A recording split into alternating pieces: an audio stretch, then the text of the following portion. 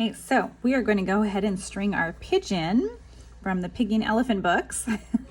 First, you're going to go ahead and grab your blue, and then after we do the blue, we'll use the black to outline and do his legs. Go ahead and grab it and pull on this to unwrap it. Don't unwrap it all the way.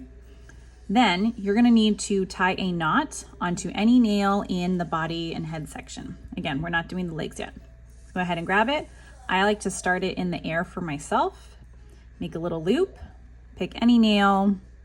Let's go right here. And then you pull it, trap it, and kind of shorten the string.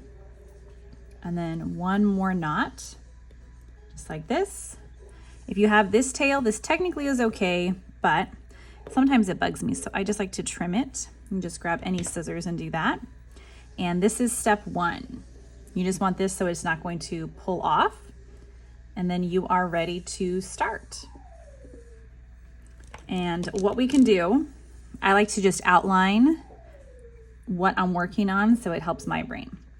But you don't necessarily have to do it because we are going over it in the black. So go ahead and hold your string tight so it doesn't unravel. And then we're just going to wrap around and around. You can skip and do a few at a time. Just make sure you pay attention to the curve. So if you do other curves, sometimes it doesn't work. You just want it to kind of hug the nails, not be loosey-goose, even though it's a pigeon. And then we're just gonna go all the way up, all the way around. Sometimes the string does like to tangle a little bit, so just watch out. And then go around his beak, all the way there, and then we're gonna go right back down to where we started. So from here, we're gonna go ahead and fill in this whole section that we just outlined. And this way you can go any direction you want. It does not matter. You just start unwrapping it around and around, or especially if you don't wanna follow that pattern, you can go any which way. So you can go all the way over here, all the way down here, up, crisscross, all over, does not matter. You just want to make sure that you don't accidentally go up like that. That's the only thing. Or if you're right here trying to make tension so you're not going to cross over like that, then you lose your shape. So besides that, you can go anywhere you want. And again, like this would be a no-no. You don't want that.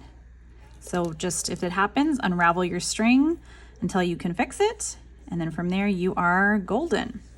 Yep, we're just gonna go ahead and do that all throughout.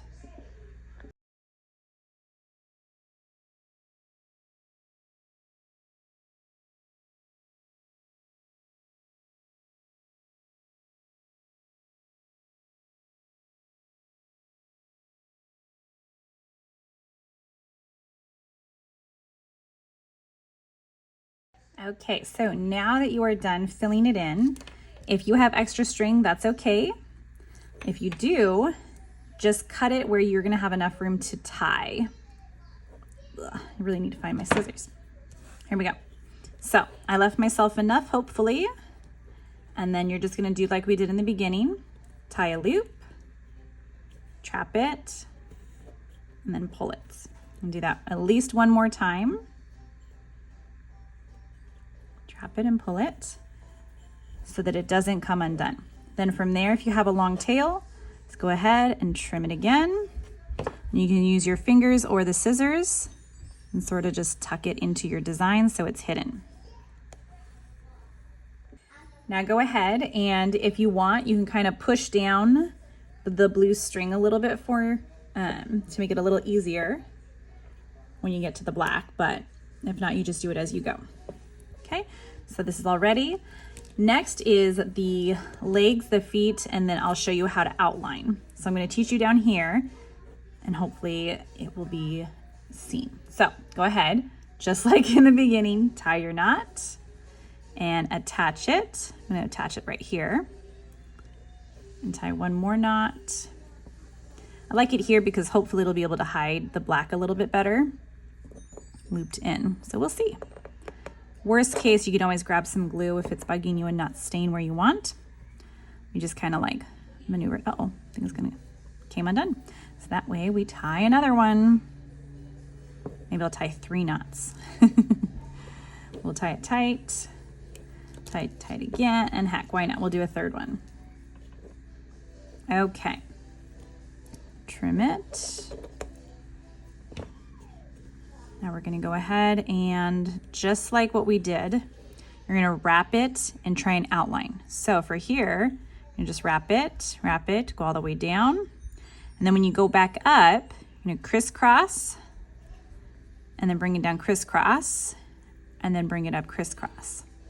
So down, up, and then bring it to the opposite side of the nail, and bring it down that way, and then bring it up. So it's basically a figure 8.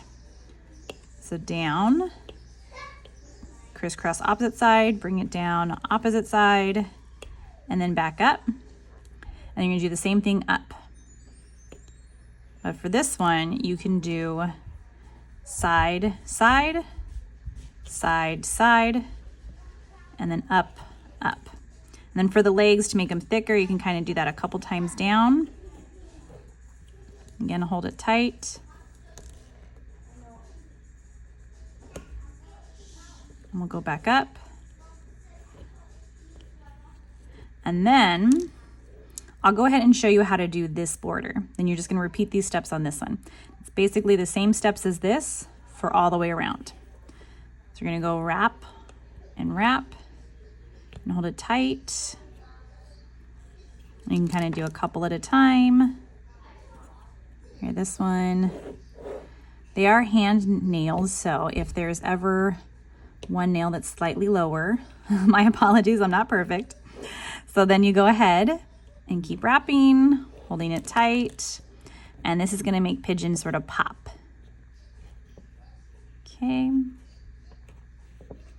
Go all the way down to here. We'll wrap it and wrap it. And so this is step 1 of 4, but the 4 steps are literally the figure 8. So I just break them apart. We're gonna go around. So after you do this, we're gonna do the diagonal thing, the crisscross. So from here, go side to side to side, wrap, side to side, wrap it around, and side, back and forth. So this is the step 2. And I like doing these ones because it makes it a really thick border. You can leave it at this if you like, that's perfectly fine, but this is the way I like it. I like it to stand out. More cartoony. Okay, here we go. Back and forth, back and forth. Almost done with step 2 of 4.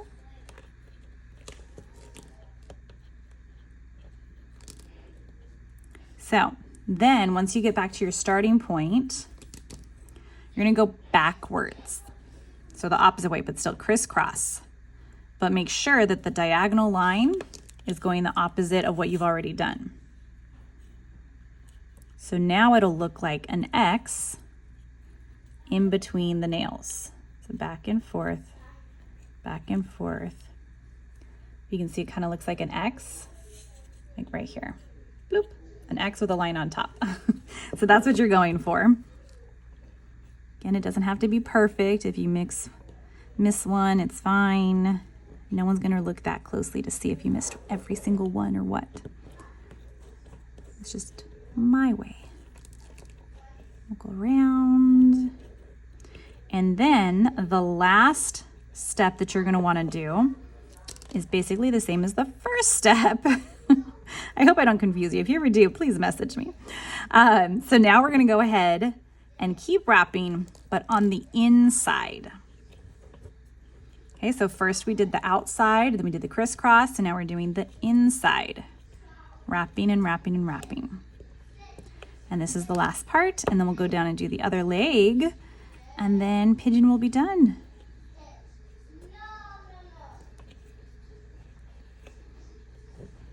My kids love the Pigeon. They love finding him. They have a whole series of the Piggy and Elephant ones. Good old Gerald. I think the pig's name is just Piggy, huh? I'll have to double check. Nope, see that one is, there we go.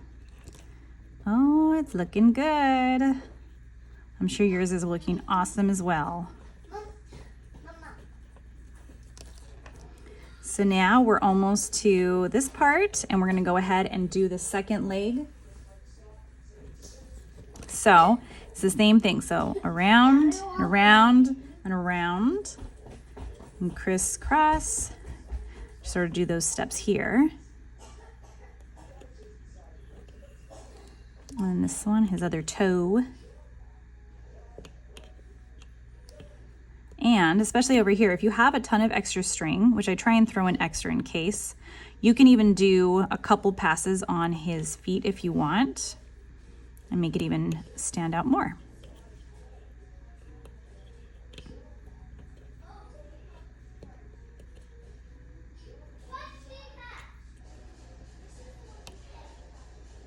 And do crisscross.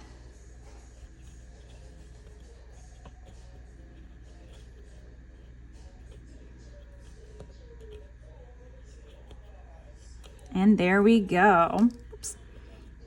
We have our little pigeon, and then just pick anywhere you want and you can tie another knot. We're gonna go ahead and trim. Whoops, this would help if I, the sharp part of the pliers. There we go.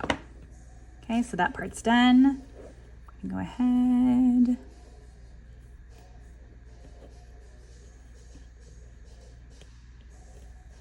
Trap it and pull, just like you've been doing. And because of the first time, let's do a third one. Okay, we're gonna go ahead and trim it. Let's see if we can stick it farther down in here. There we go. And there is our pigeon.